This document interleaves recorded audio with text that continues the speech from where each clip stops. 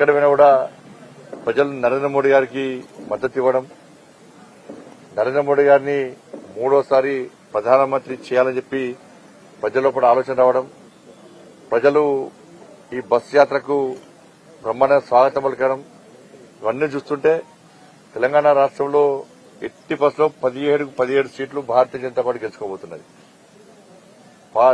హైదరాబాద్తో సహా.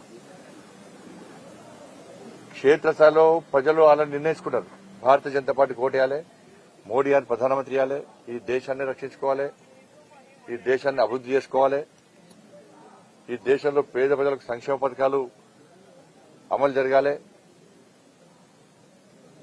రామరాజ్యం ఇదే విధంగా కొనసాగాలని చెప్పి ఒక ఆలోచనతో ప్రజలున్నారు. కాబట్టి ఎట్టి బస్సులో ఇవి మోడీ ఎన్నికలు, మోడీ గారికి ఓటేస్తాం, పూర్తిగా ఓటేస్తాం, భారతీయ జనతా పార్టీని గెలిపిస్తామని చెప్పి ప్రజలందరూ విశ్వాసాన్ని వ్యక్తం చేస్తా ఉన్నారు.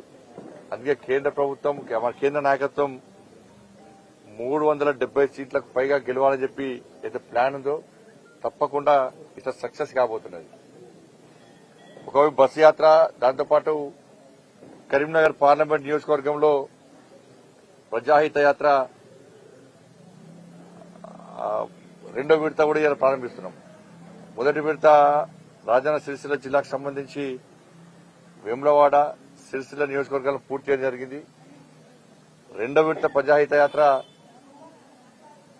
హుస్నాబాద్, హుజరాబాద్, మానకొండూరు, చొప్పదండి, కరీంనగర్ ఈ నియోజకవర్గాల్లో ఈ యాత్రను మనం కొనసాగించే ప్రయత్నం చేస్తున్నాం. ఈ రోజు ప్రారంభం చేస్తున్నాం.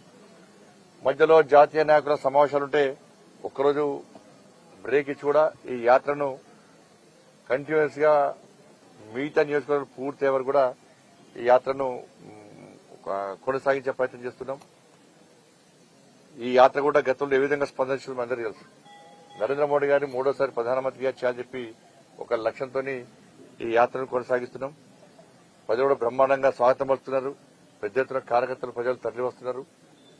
తప్పకుండా కరీంనగర్ పార్లమెంట్ నియోజకవర్గంలో కూడా ప్రజల ఆశీర్వాదంతో కార్యకర్తల నాయకులు కష్టపడి పనిచేస్తున్న ఫలితంగా భారీ మెజార్టీతో భారతీయ జనతా పార్టీ గెలవబోతున్నారు.